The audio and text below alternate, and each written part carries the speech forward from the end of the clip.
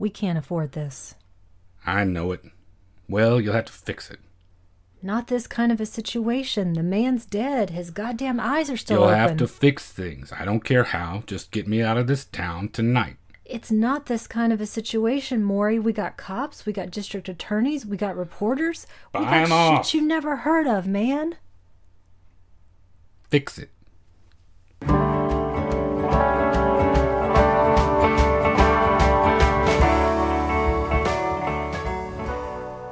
Welcome to the Magic Lantern Podcast, an ongoing informal discussion of the films we love and the things we love about them. I am Erica Long. And I am Cole Rolane. Each episode of the Magic Lantern will be devoted to one film that we alternately select, and we will discuss why it is significant to us. We are at episode 36, which is back to Cole's choice. So what have you selected? This time around, I have selected Payday from 1973, directed by Daryl Duke, written by Don Carpenter, and starring Rip Torn, Anna Capri, Elaine Heilvile, and Michael C. Gwynn. Before we get going, I have to apologize for my voice just slightly. I've been fighting bronchitis for a week now, and I don't know what it's going to be like by the time we get to the end, but we are going to soldier on and do our best. I think you also swallowed Brenda Vaccaro, right?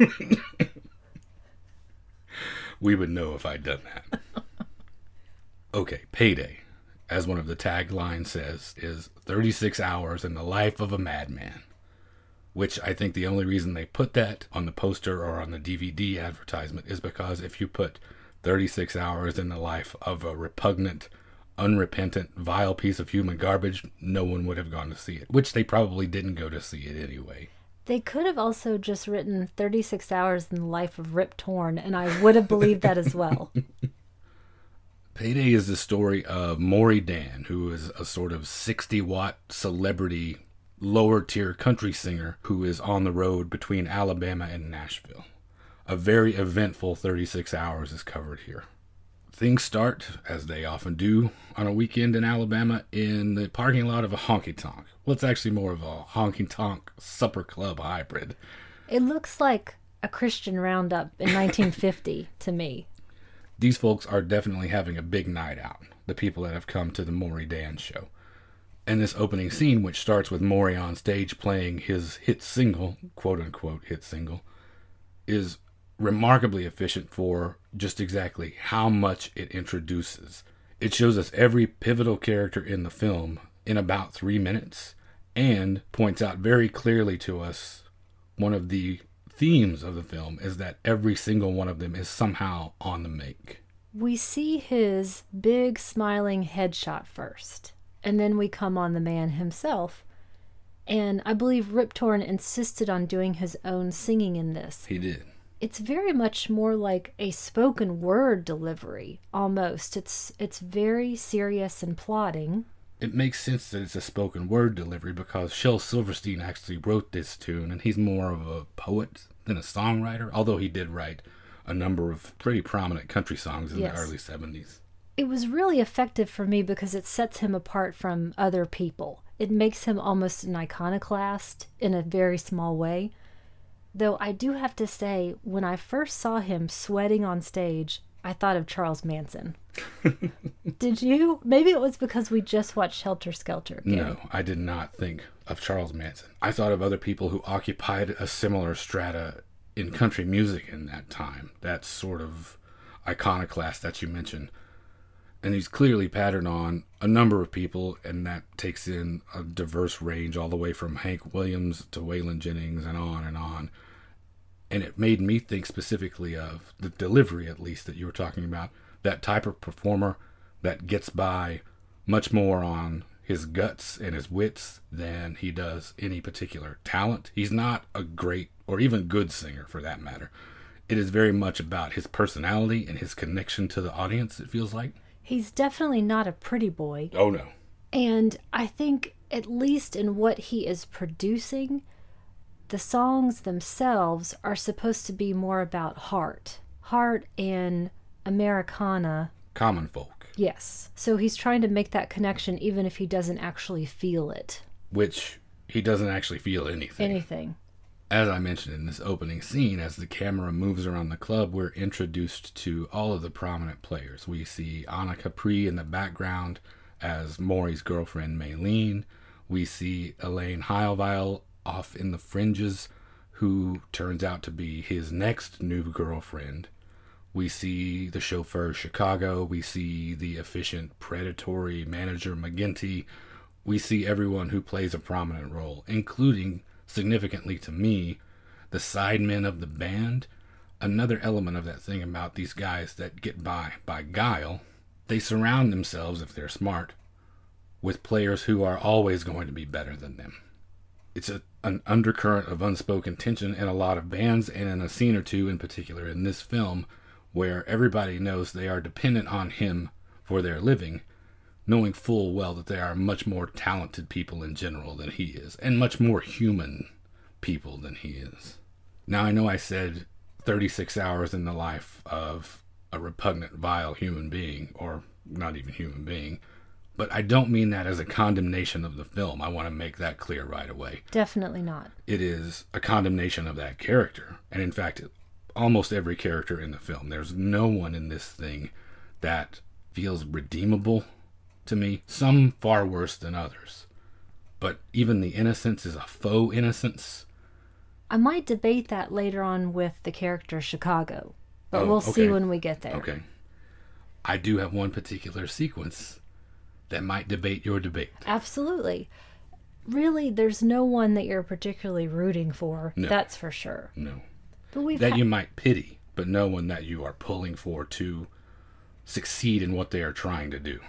We've had this discussion before that the movie doesn't have to have likable characters in order to love it. No, absolutely not.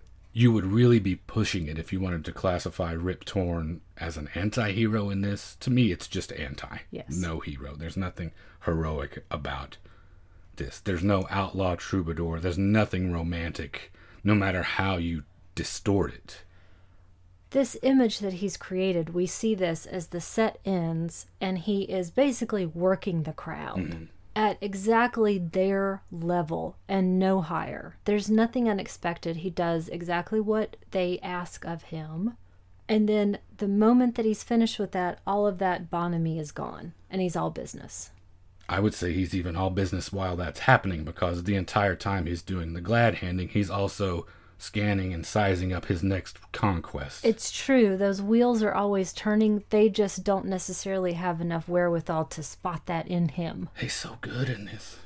I love this movie, or at least his performance. The movie I do love, but his performance is obviously the real strong suit. Do we want to get into Rip Torn now, or do we want to save that for later on? What do you think? We'll save it a little bit. Let's get a little further into the film. Well, speaking of that next conquest, we see little blonde Sandra Butterfield and her sugar daddy, and he offers to autograph an album for her. Let me just do that in the backseat of this car, by the way. Not just any car.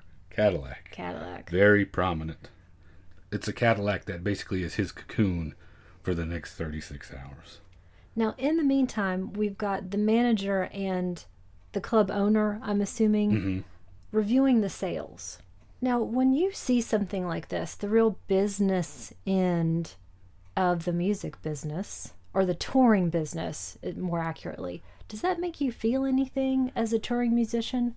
We had this conversation in the previous episode of yours when we talked about Once, about the elements of the film that are true to life and how much of this is actually accurate as to what goes on.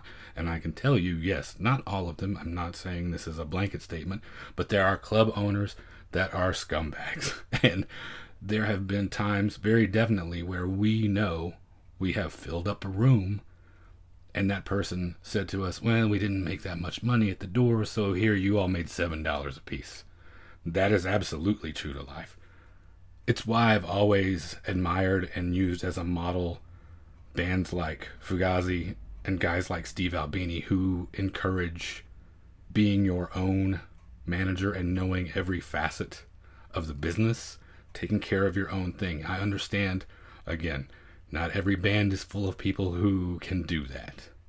Ours is, so I feel like we're really lucky in that we book all of our own shows, we collect all of our own money, we control everything about the music we release. And I highly recommend that do-it-yourself thing if you can all afford it. We're talking about two different things, though.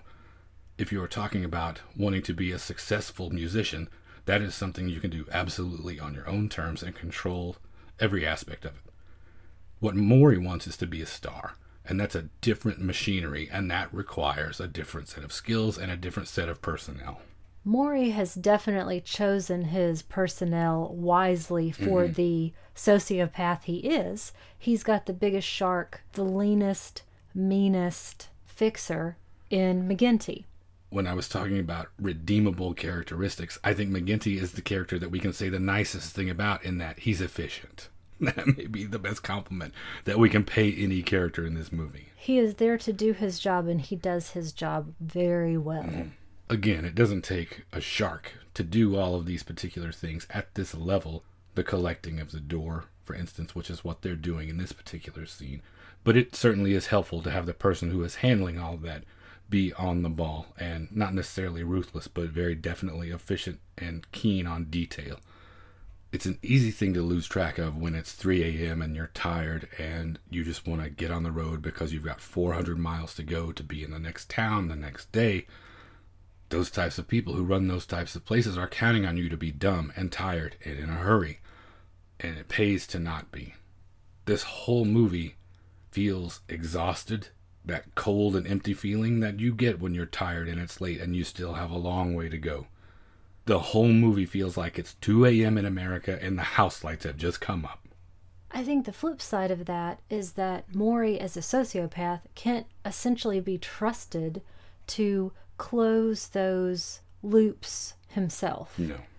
He would just end up committing violence if he thought that the club owner was trying to cheat him. Whenever anybody comes to him with anything that's even remotely approaching an honest or query that's from the heart, he's got no capacity to be able to deliver that honesty back to the other person. So he's got to have this fixer in place so that he can maintain this separate image. This is very much the reality, this life on the road for everyone who is below. They mentioned Buck Owens, they mentioned Johnny Cash. Everyone who is just a step below that, all the way down to the bottom, this is how you live. This is how you make your money. You make your money playing these shows. You don't have licensing deals. You don't have huge record sales. The money you make in Mobile is the money you need to get to Birmingham, which is the money then you need to get to Nashville. So it's a never-ending cycle, and you've got to be on top of it. The part of that that actually fits with Maury's character, though, is that is short-term thinking.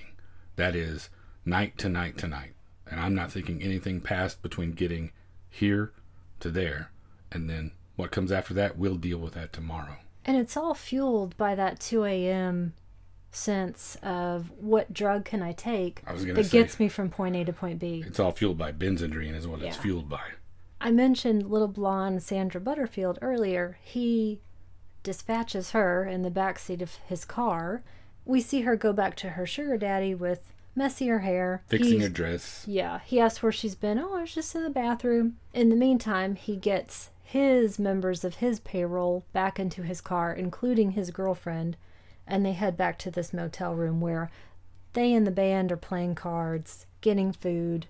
The extraneous women are just there, smoking, looking for a channel on the TV, looking lost. And we see somebody bring in that big bag of McDonald's food. That logo, that could not have been a coincidence, right? No. They show that so prominently. I don't think McDonald's paid for that product placement. But it's life on the road in 1973. And when your work day ends at 3 a.m., then this is just sort of the thing that happens. You don't have a schedule that normal people adhere to. It's a completely different lifestyle. And you're living in your own sort of self-contained universe. We learn some more important information here that for the rest of us would stop us in our tracks, but for him it's just another day. He's probably being sued. They're on their way ultimately to Nashville, and his manager is talking about these possible bookings. We mentioned Johnny Cash. And he states clearly he'd rather stay on the road than wait for this possibility of maybe working with Johnny Cash. I got the sense, though, that it was more of a prideful thing than it was anything to do with a keen business decision. Whatever level he's going to be at, I'm assuming he thinks everybody should wait for him, not the other way around. Well, this whole section is both relatable and not relatable to my experience. The one thing that's relatable is the tedium of that type of travel, which I think Rosamund is getting the first inkling of as she's sitting around watching these transactions that take place every night for them, which she has never seen before. I get the impression with her being the country mouse type of character that she is venturing out into the big wide world for the first time, and all of this is new to her, and it is not nearly as glamorous as she imagined, clearly. I think in her mind, it's like getting picked up by a movie star, and you think you're going to roll back to his big mansion or something, and you're going to be drenched in furs and diamonds instead of sitting in a shitty hotel room watching other people have some semblance of fun. Again, like I said, not all of it is relatable to me. When we travel, when we're on the road, we stop in national and state parks and camp as much as we can, rather than be in hotel rooms. It's much more fun. I do not want to see Maury Dan anywhere near our beautiful national parks.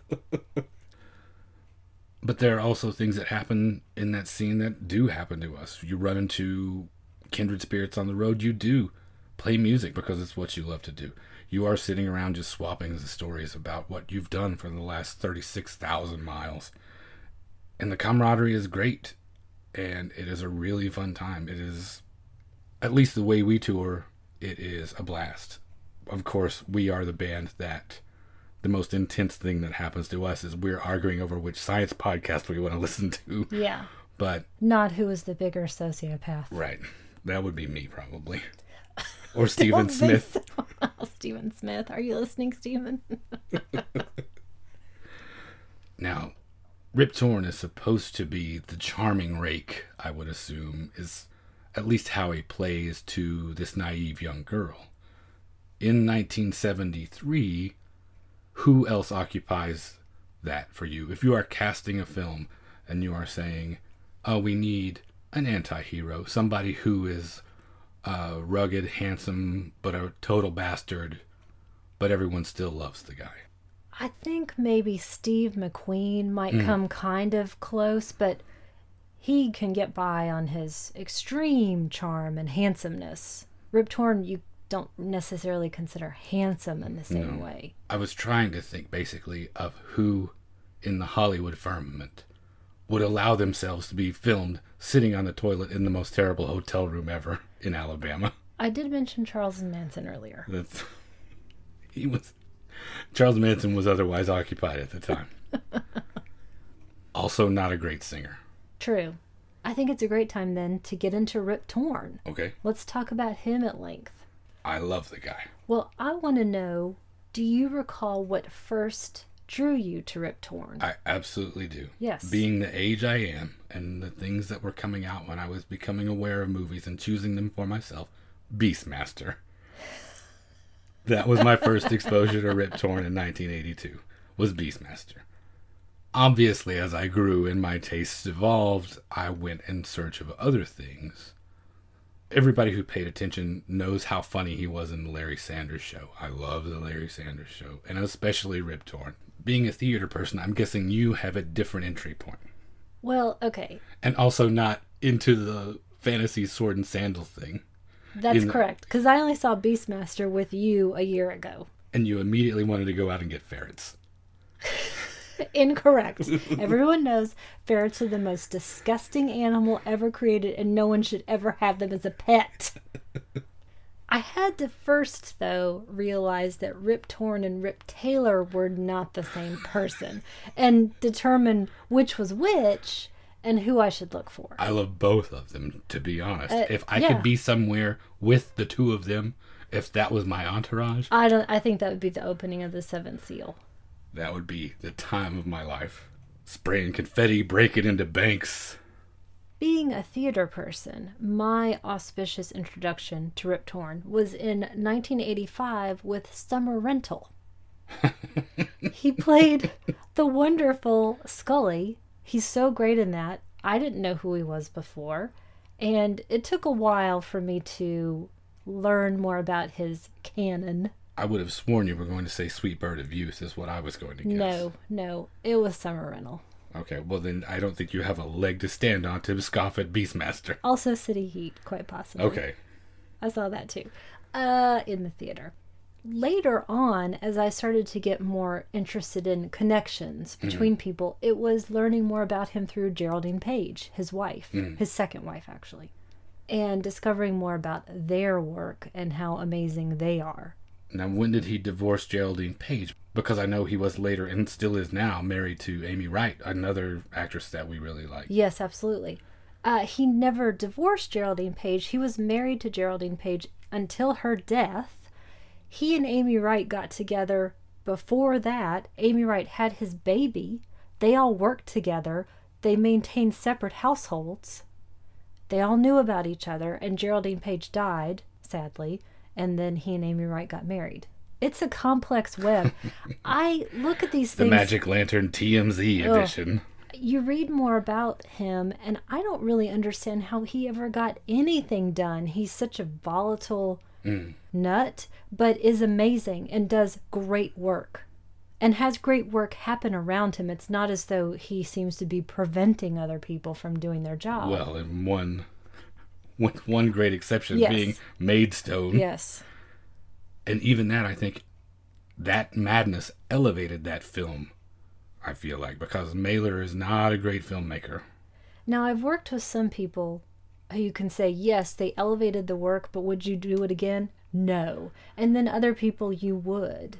It's funny because in Maidstone, at the end, he literally split Norman Mailer open, hitting him in the head with a hammer in front of his wife and children, and they got into a bitter physical fight, and Mailer bit his ear, blood is everywhere, screaming, crying, and that's actually in the finished version of the film. And then this, in which he plays an absolute shitheel and seems completely destructive, self and otherwise, Daryl Duke had nothing but nice things to say about him.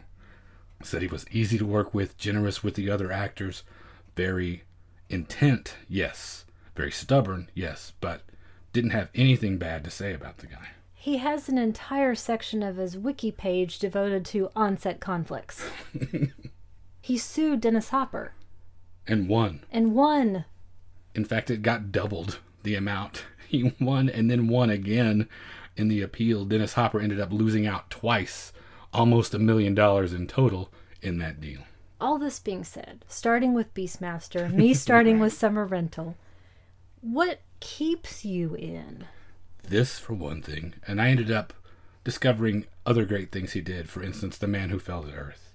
That's probably the other prominent example of a film I really love that he's great in. But this, far and away, I think is my absolute favorite performance of his. I think there are certain performers, and I include Geraldine Page in this, that are clearly working with some other force within them that is greater than any specific talent or charisma or looks or personality. It's something so magnetic and majestic even. I think this is a majestic performance that sets them so far and away above everyone else that you see, and only they could do those parts. Now, do you think in this particular instance he seems so far and above the other actors in this because of that characteristic within him? Or is it also a combination of the fact that you've got some non-professionals here, you've got some actors that aren't the greatest? Is it also in relation to the relative skill level of who he is working with? Thank you for bringing up casting, because this is definitely a list of folks who you've never seen before and you have never seen again. I think this film was a miracle of casting. It's about face and look and attitude, not people coming in to do a virtuoso performance. I actually don't look at the other people and compare what they're doing to him. They seem quite naturalistic for their time and place and doing what they're doing.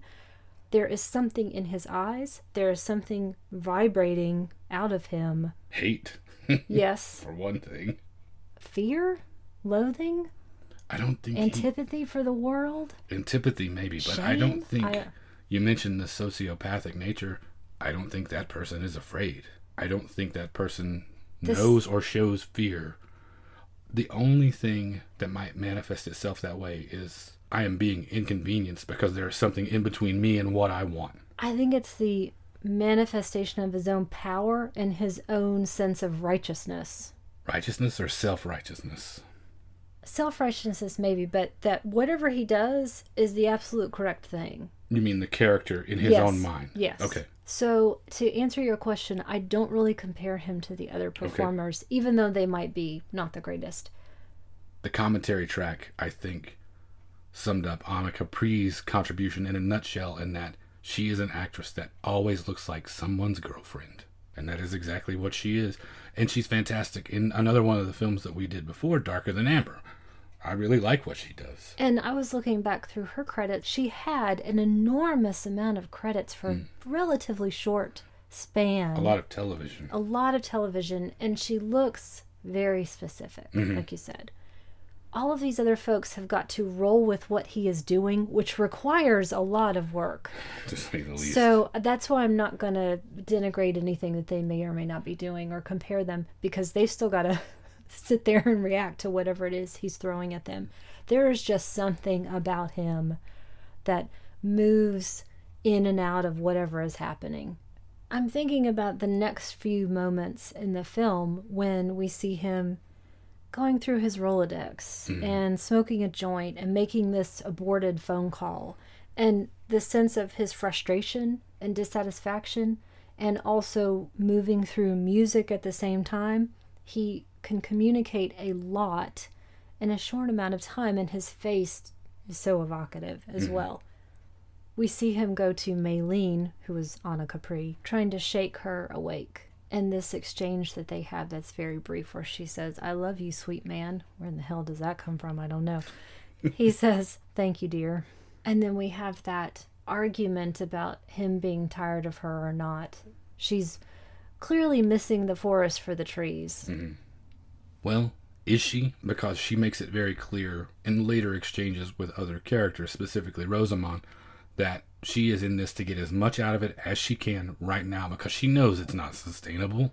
The forest would be, he can't care for anyone at any time, and so there's never any love or desire for you, really. So he can't ever actually be tired of you because he never grew to you. Gotcha.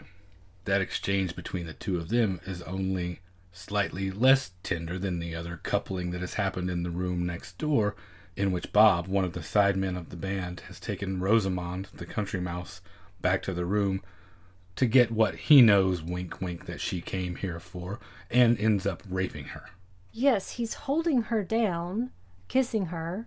She's fighting back. We cut at that point, and then we come the next day and see them together, her waking up in the bed with him. She's still there, but she was the victim of a sexual assault. Absolutely. Did she know that? Really? Did she have the words for that at the time?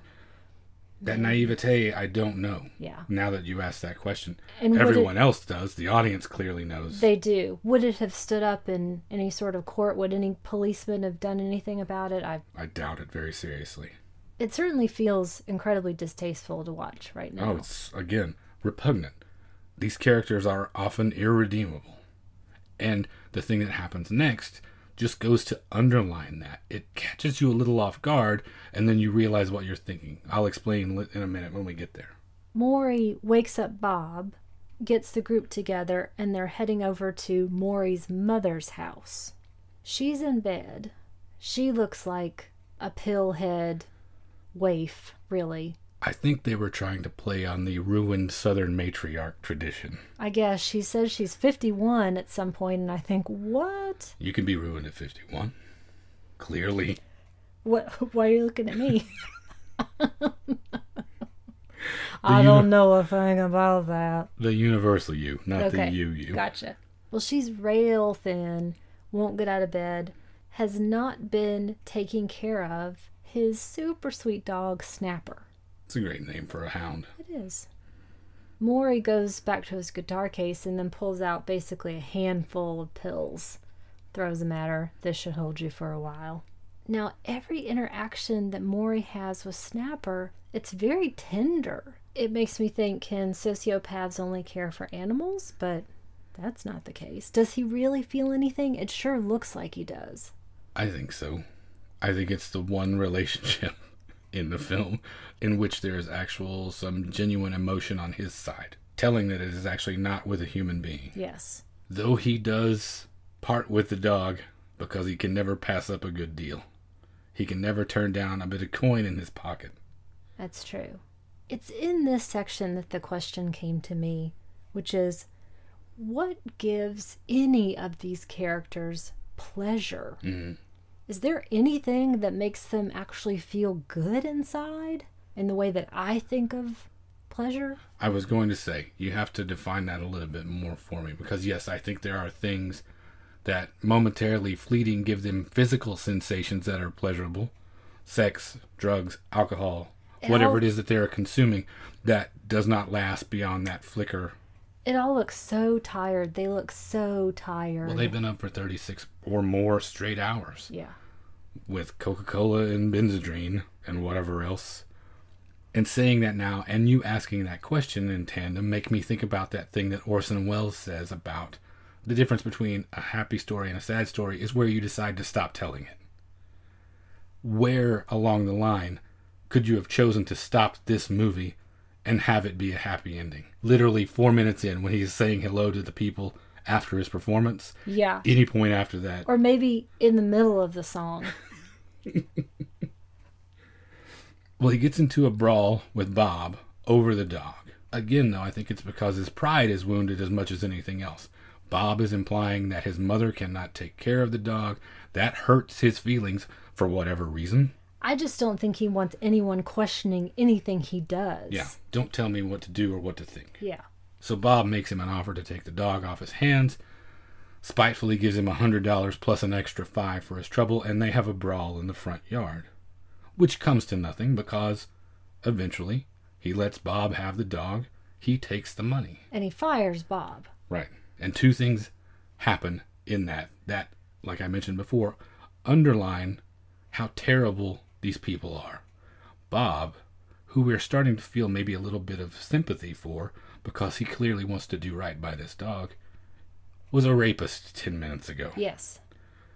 And what does it say about him that, or even the audience, that we might be slightly swayed and forget that for a moment and be on this guy's side because he is up against an even larger malevolent force in Maury Dan, because he has just sexually assaulted someone. I'm only on Snapper's side.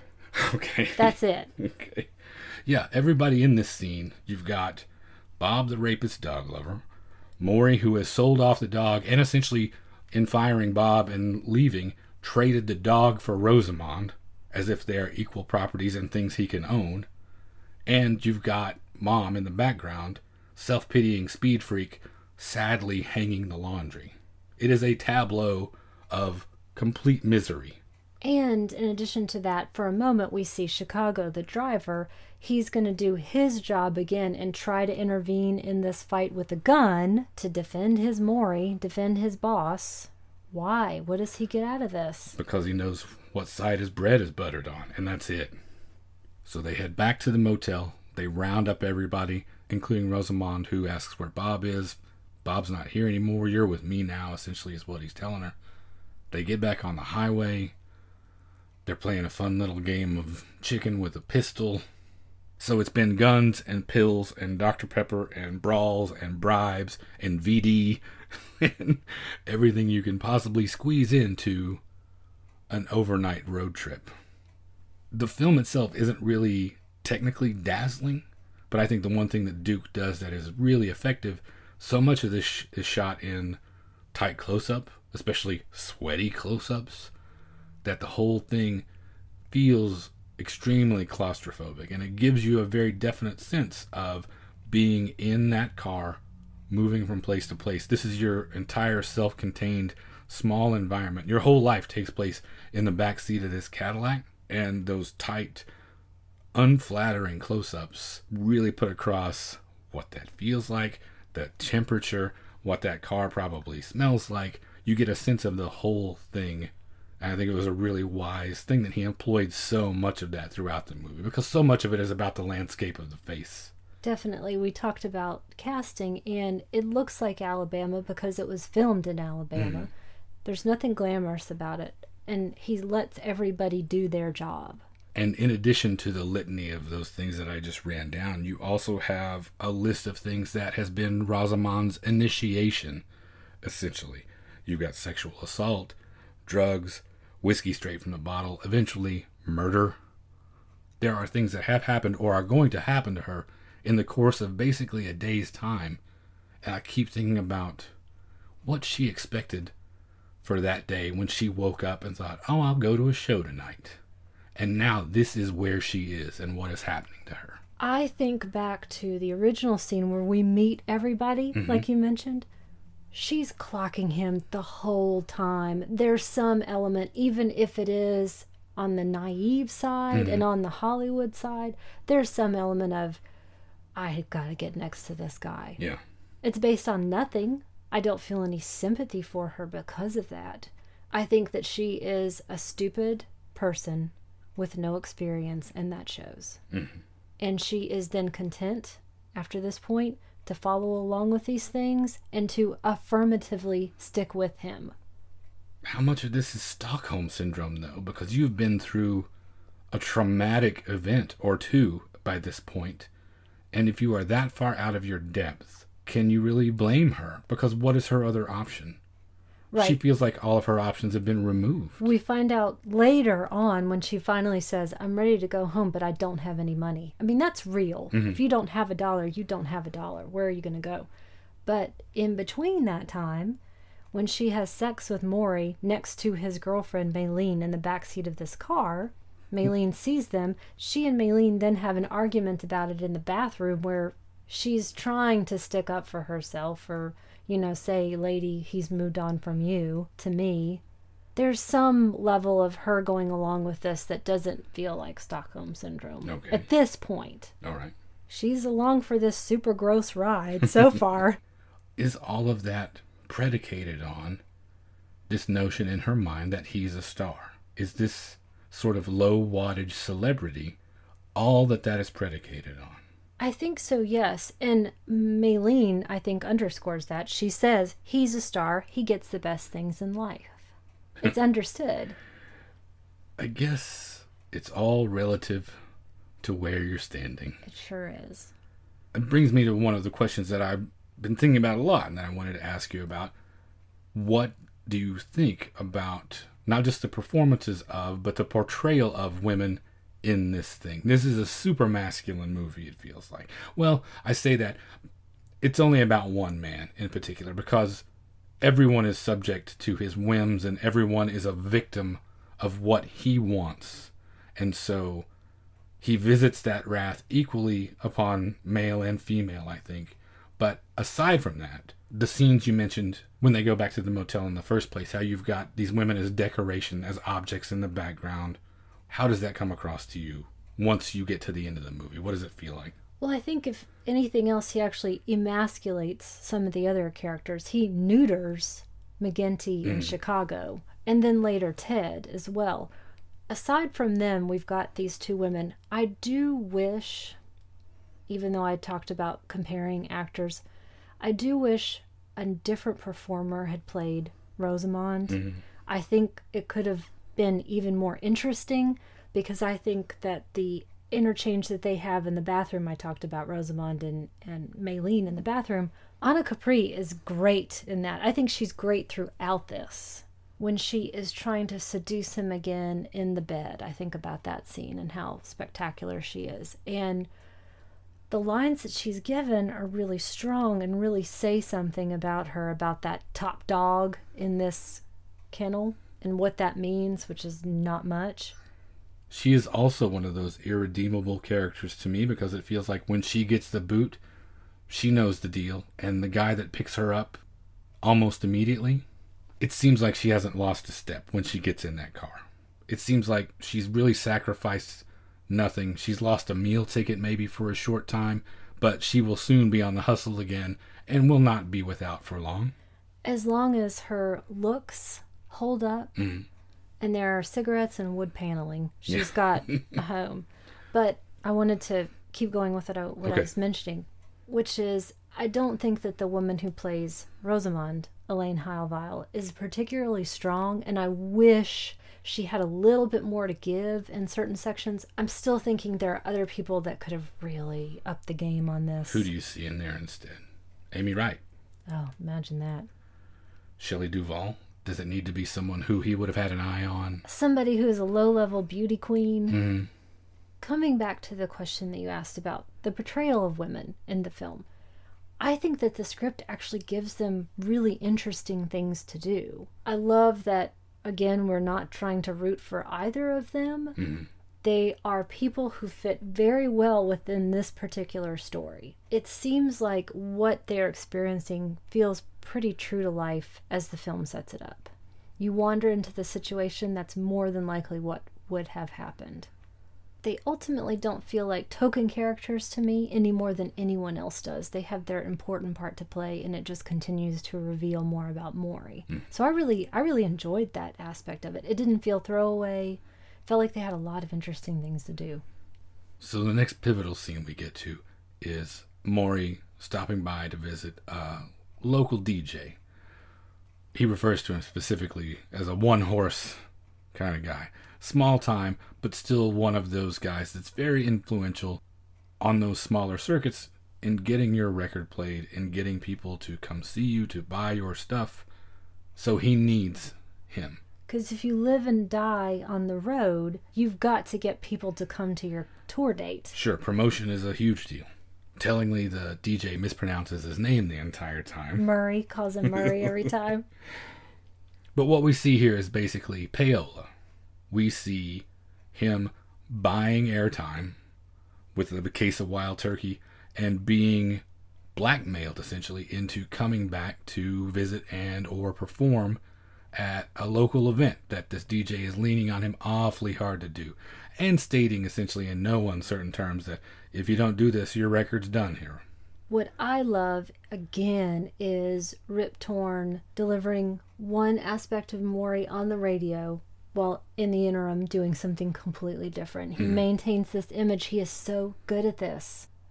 Because, again, as I talked about earlier, he can't be left to his own devices to do anything good, really. He's got to stick with the script, and then you get your fixer in to say, no, we can't do this. We've got to move on. Right. That's why you have a manager. You hire a manager to say no. This, clearly, since it makes him feel somewhat out of control, puts Maury in a terrible mood. We get back on the road, and we have a huge blow-up. The jealousy between the two women has come to a boiling point, and he's not going to listen to it anymore. He kicks Maylene out of the car, as we mentioned a moment ago. So she's done, leaves her on the side of the road in the middle of nowhere with her luggage. The Cadillac backs up. I love that. He tosses a wad of money at her. She tilts her chin up, which I love even more. For what reason, though? Is it because you know she is showing him right now? No, but as soon as that car leaves, I'm picking that money up. Because you know she's going to. She's not going to leave that there. I read it more as, that's right. You should leave me this money. Yeah. You have not defeated me. This being your first time watching it, when the car backed up the first time, what did you think was going to happen? I thought for a second, no, he's not going to let her get back in the car. I knew that was not going to be the case. I thought maybe he might shoot her for a second. Well, it's, yeah. You know, possibly scream something at her. Who knows? I thought he was going to toss the scrapbook out of the car. Oh, okay. Which is what the argument was over. The Cadillac then backs up a second time. He gets out and picks that money back up. You didn't earn it. He's not going to leave money on the table. Nope. What did you think was going to happen the second time? Is that what you thought was going to happen? Yeah. Okay. Definitely. Not to say that they go for some sort of easy telegraphed choice. Yeah. It just seemed true to the character. And it's a real screw you.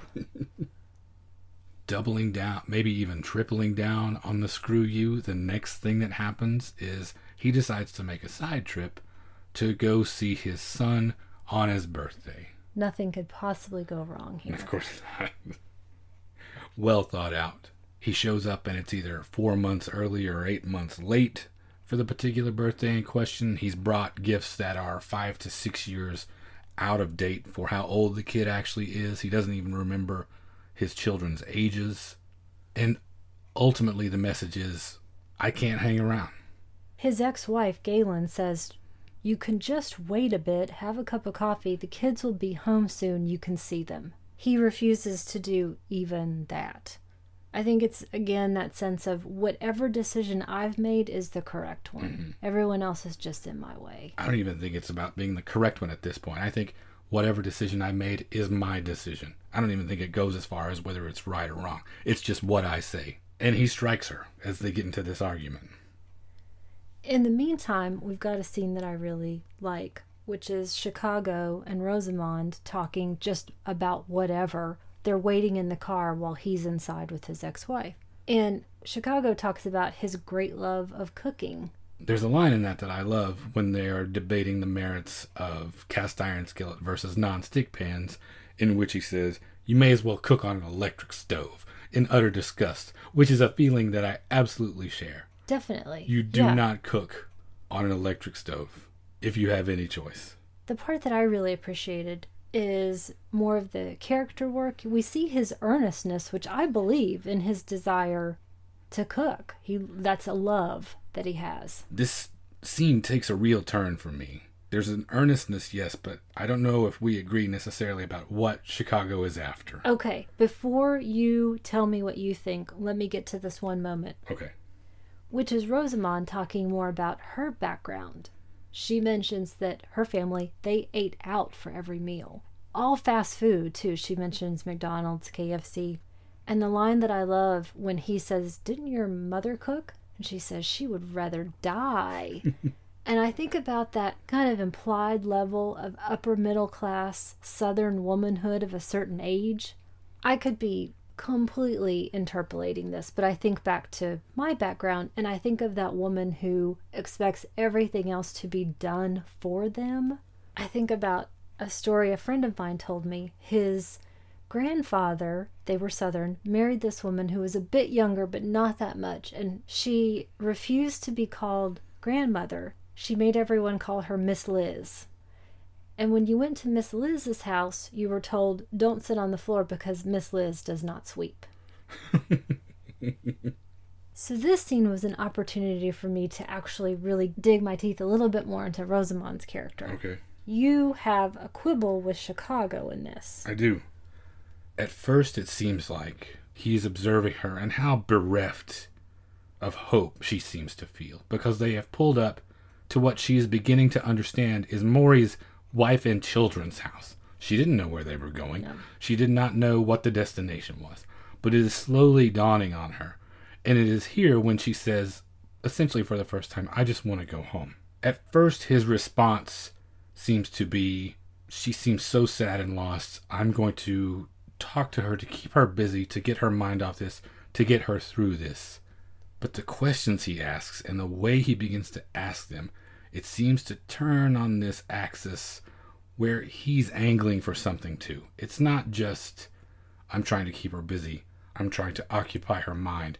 It seems to be almost as if he's trying to get something out of the deal himself. He's so awkward. It seems to me maybe that he's in his own lost way, like he's making a play for her in some way. I didn't quite read it that way. I got his awkwardness. To me, it was more like, there is a human being sitting here when I'm always by myself otherwise. He's only talking about himself. He asks her a question in relation to what he just said. It doesn't really feel like he's trying to engage with her. He's trying to show himself to her. It's all about him in a very immature, stunted growth way. Yeah, exactly. Arrested sort of way. Yeah. No, I agree. I agree that it is definitely stunted and arrested, but I think he is putting himself forward as a potential suitor. Okay. Is what it feels like to me. He is talking about himself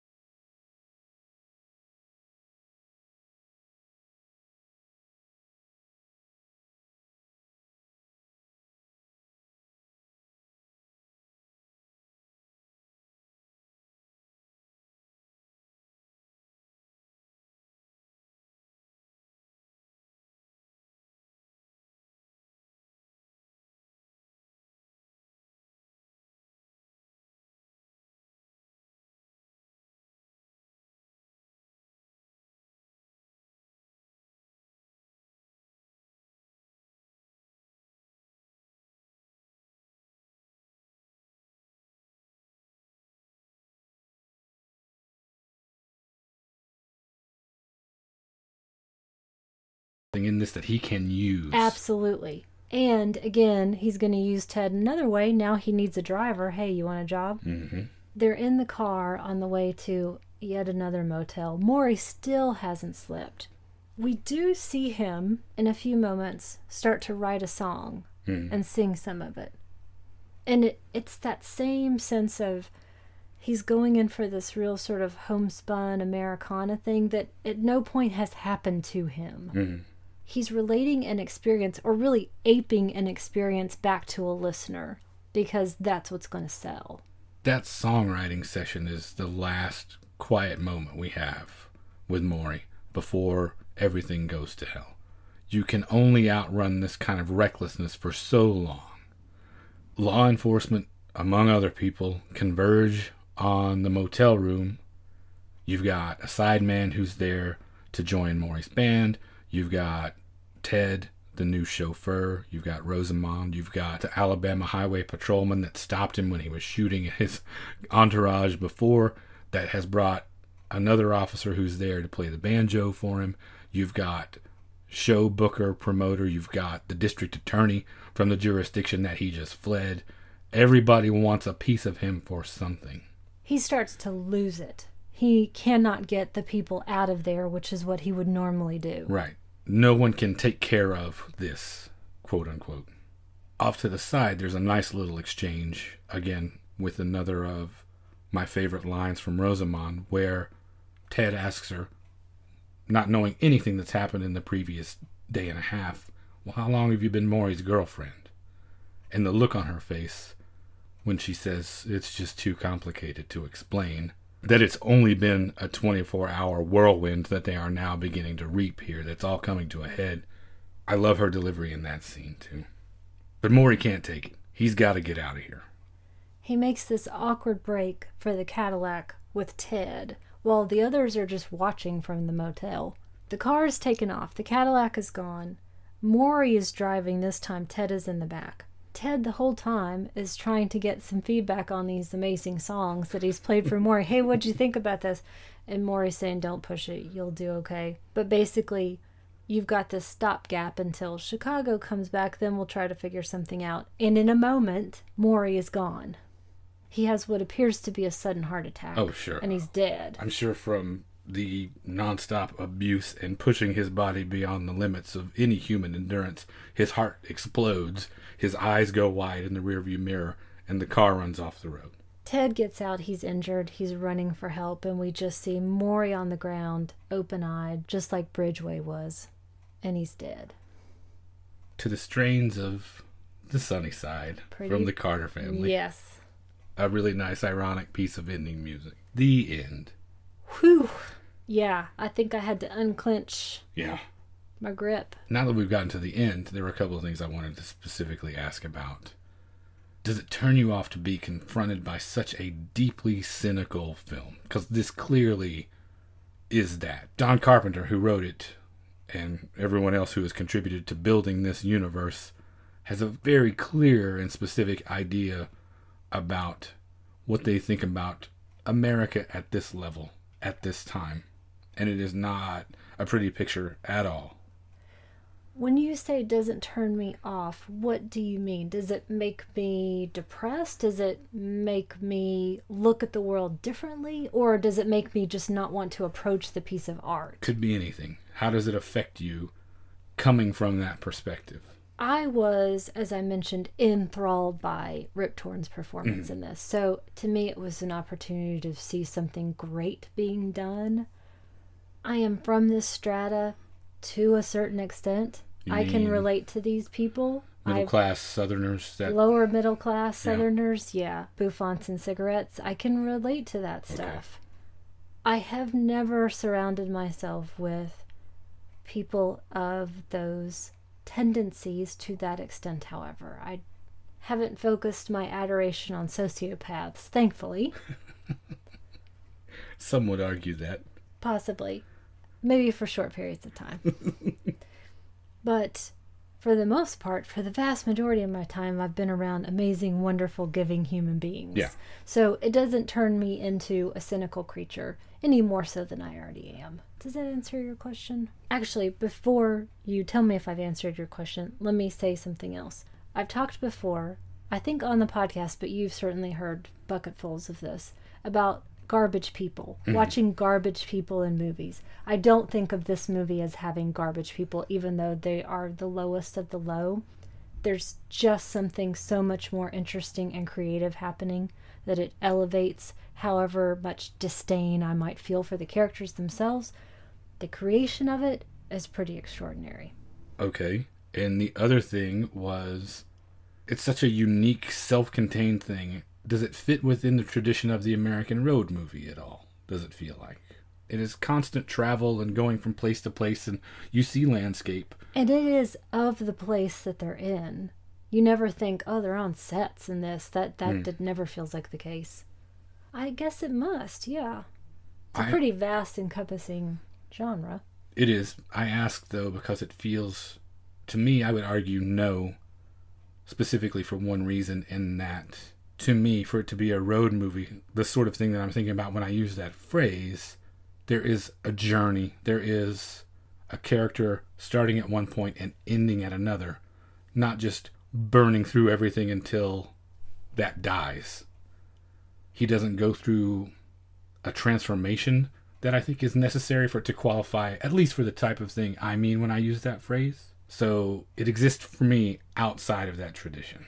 You know, I think, oddly, a subgenre it could fit in is more of the backstage story. Okay. Even though it's not technically happening like that, it feels like that portrait of an artist. Yeah. Speaking of backstage, that makes me think of a third question.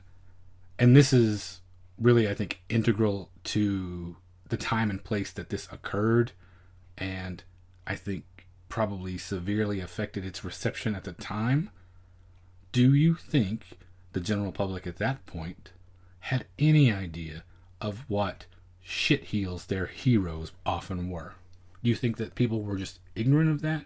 Because clearly the characters in the film have no concept. They have no idea that these people are often awful, manipulative people.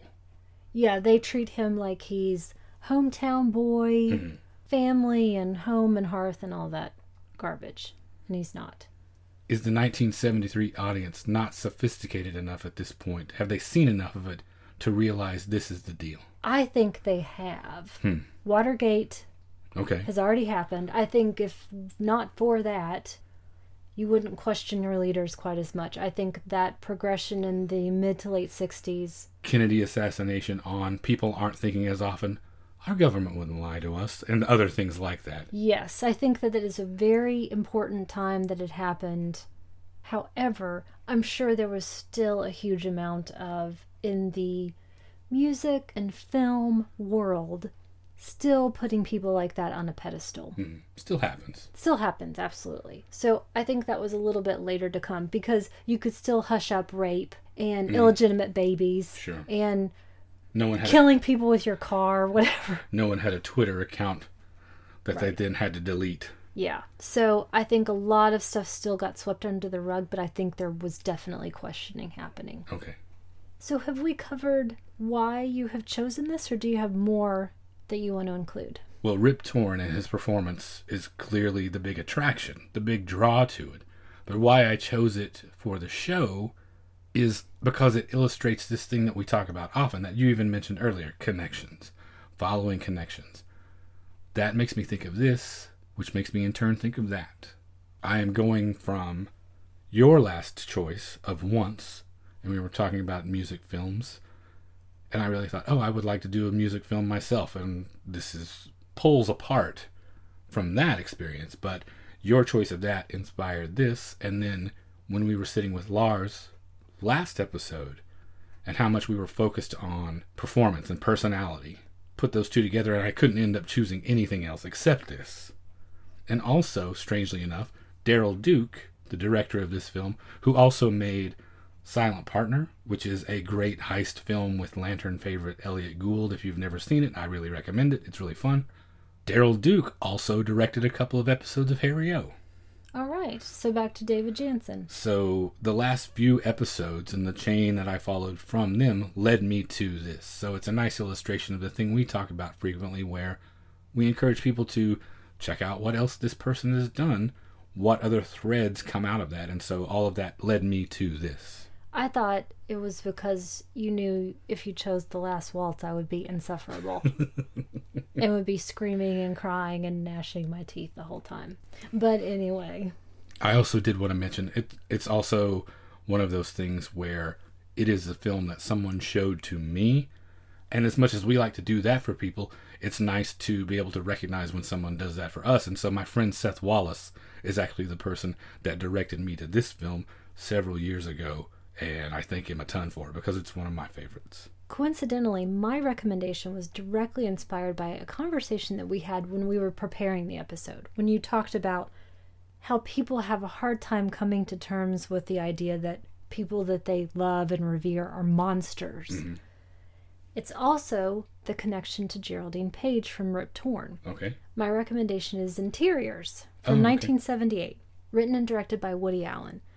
Geraldine Page, who plays the mother of three sisters in this film, is a monster, and these women are unable to come to terms with this idea.